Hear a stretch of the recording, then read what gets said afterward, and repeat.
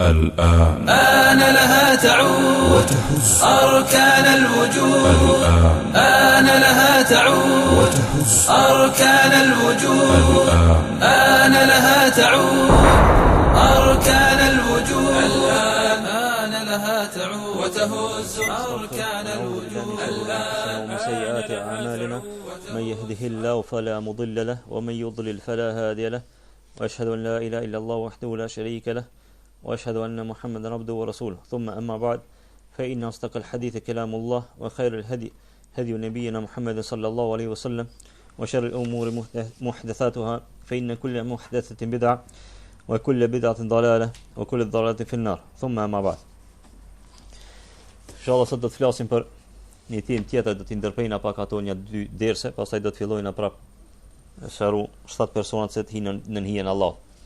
Do të folim për sehrën edhe prekjen e gjinëve. Për prekjen e gjinëve, që quhet në gjuhën arabe mes, edhe për sehrën, apo të nam ngjijat. Dallimi mes njerit e smut për e gjinëve edhe për sehrët. Mesi, apo prekja për e gjinëve, është kur vet e gjini e sulmon njerin. Kurse sehri është kur siherbazi ja bën një seher dikujna, edhe ky person e pin atë seher ose jam shefin atë seher kështu me radhë. Do mes është kur e gjini vetë në trupin e njerit, kurse seher kur urdhnohet pi siherbazit me hin trupin e njerit.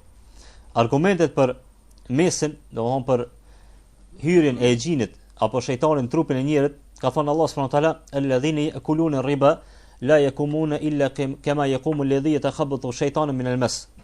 Thot me të vërtetë ata të cilët e hajnë kamatën, e marrin kamatën, mirë me kamat, nuk do të ringjallën ndryshe ditën e gjykimit, përveç ashtu sikur se ringjallet njëri që është i smut pi shejtanit. E kjo është argument pi Kuranit se njëri ka mundësi mos smut pi shejtanit.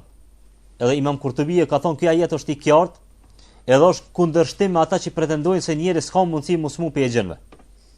Thot Kurtubi në tefsirin e këtij ajetit, thot ky ajet është i qartë edhe është kundërshtim me ata që pretendojnë disa persona që kanë thonë se nuk ka mundësi e gjini apo shejtani me hin trupin e njerit.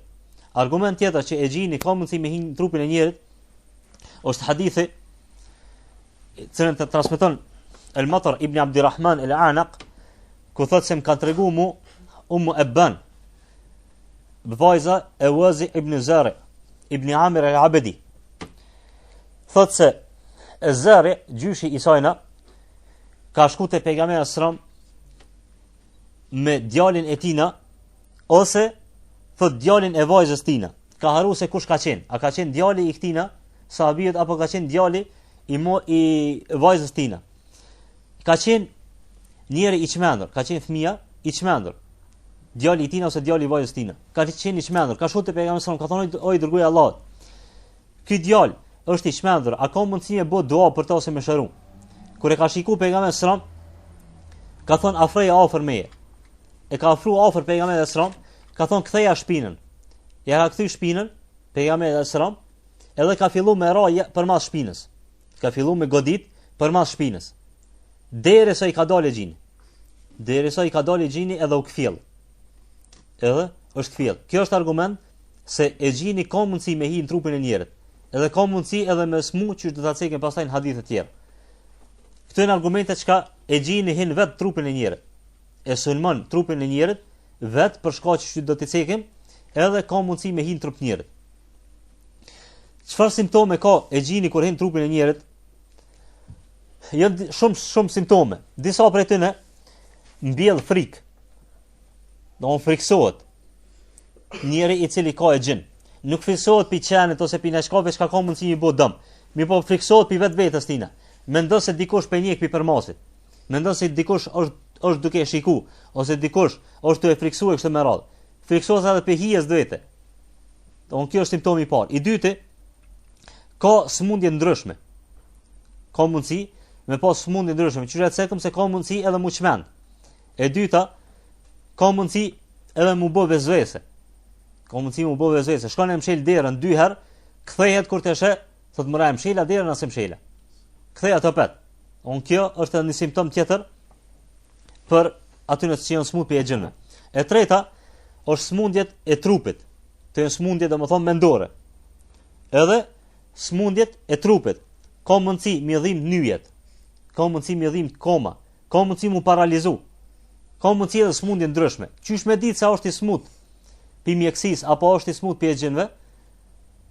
Rregulli është se nëse mjekt nuk din çka ka, i dalin analizat krejt mirë, edhe thonë se ky njeri është në rregull, mirë po ky hala ka dhim dikun, atëherë s'është i smut pi e gjinëve apo pi sehrit. Oni se thot, i dhem kryt non stop. Shkon te mjeku, i bën këtë analizat, këtë incizime, thot mirë është kry. Po këti hala dhim të spinalen, ose lukthi, ose barku, e kështu me radhë. Atëherë, këto janë simptomet që është i smut pi e gjinëve. Simptomet tjetër është edhe paraftyrimet. Ka mundësi i paraftyrohen. Je me një sobë me të, thot peshon një lepër. Ti nuk shaj i peshe, ose peshon një njeri, ose peshon një qenë e kështu me radhë. Simptomet tjetër është urrëtia ndaj burrit edhe grus, ose ndaj vllau pi vllaut, ose djali pi nonës pi babës e kështu me radhë. Kurse te smundjet e grave ka mundësi mi vazhdu menstruacionet, me pas gjakderdhje edhe mas menstruacionet. Ose me pas mikrobe të ndryshme. Ose mos me met shtatzan. Mu bo sterile. Ose pi simptome tjera, pi smundjet të gratë, me pas mitra e sajna mu aj. Mitra e sajna mu aj.